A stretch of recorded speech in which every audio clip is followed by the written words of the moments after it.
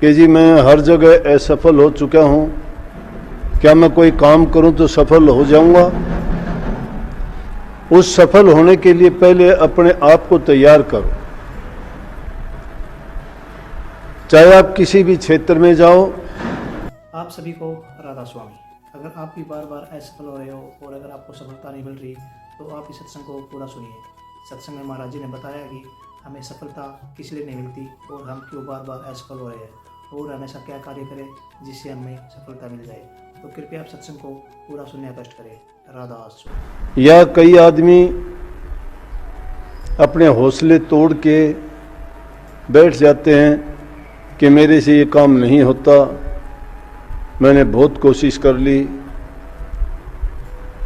अब मेरे कोई बस का नहीं है, मैं क्या करूं, मेरा भाग्य ऐसा है, मेरा कर्म ऐसा है। लेकिन संत कहते हैं कि भाग्य और कर्म तो बनाने से बनता है।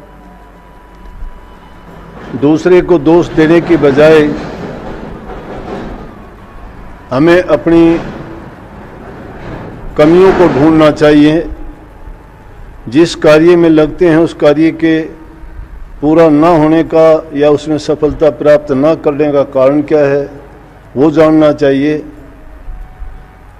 हर समय सफलता ही नहीं मिलती, हर बार लाभ ही नहीं मिलता, हर बार कोई चीज खुशी ही नहीं देती। कई बार लाभ के लिए किया गया काम होता है, हानि उठानी पड़ती है। कई बार खुशी के लिए किया गया काम होता है लेकिन दुख उठाना पड़ जाता है। और कई बार जो अच्छा सोचते हैं उसका भी परिणाम कभी कभी हमारे सोच के विपरीत निकल आता है। तो इसका मतलब ये नहीं कि उस काम को हम छोड़ देंगे। और यूं भी हताश होकर ना बैठो कि आप सवाल करो कि जी मैं हर जगह असफल हो चुका हूं, क्या मैं कोई काम करूं तो सफल हो जाऊंगा? उस सफल होने के लिए पहले अपने आप को तैयार करो। चाहे आप किसी भी क्षेत्र में जाओ, सामाजिक क्षेत्र में जाते हो, घर परिवार में रहते हो, वहाँ आपको अपना व्यवहार, विचार, ख्यालात, जीवन को दूसरे ढंग से रखना पड़ता है कि किस तरह से बात करनी है, किस तरह से व्यवहार करना है, बड़ों से कैसे बर्ताव करना है, छोटों से कैसे करना है, नातेदारों से किस प्रकार से हमने अपने रिश्ते निभाने हैं। समाज में रहते हुए इंसान पहले व्यवहार कुशल होना चाहिए। जो व्यवहार कुशल इंसान नहीं है, जिसको सामाजिकता का ज्ञान नहीं है, तो वो समाज में मिसफिट हो जाता है,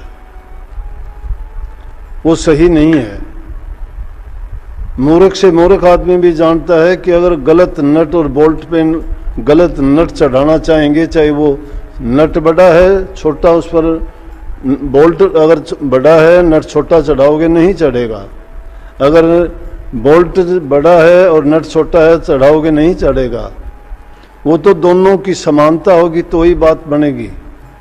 इस समाज में सही रहने के लिए इंसान को अपना व्यवहार उसी प्रकार से बनाना पड़ता है। घर परिवार में रह के हमें अच्छे संस्कार ग्रहण करने चाहिए। और जो घर में अच्छे संस्कार प्राप्त करता है वो स्कूल में, कॉलेज में बच्चा जाएगा या फिर वो अपने जीवन में किसी भी काम में उतरेगा तो उसमें भी उसकी जो घर में शिक्षा उसने ग्रहण की है वो साफ दिखाई देगी। और जिनको अच्छे संस्कार मिले हैं, अच्छे गुण मिले हैं, माँ बाप से अच्छा शिक्षा मिली है, वही आदमी अपने जीवन को सुधारने के लिए सत्संगों में जाता है और वही नाम की महिमा को जानता है। सत्संग को पूरा सुनने का बहुत बहुत धन्यवाद। हम आशा करते हैं आपने सत्संग को बहुत ध्यान से सुना हुआ।